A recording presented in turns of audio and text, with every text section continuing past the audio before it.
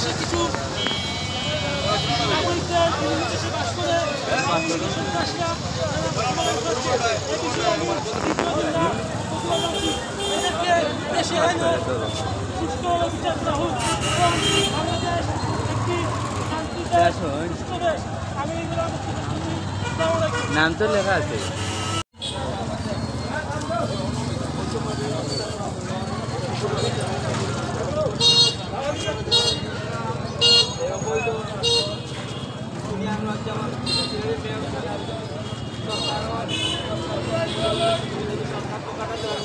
আমরা তার বিচার চাই।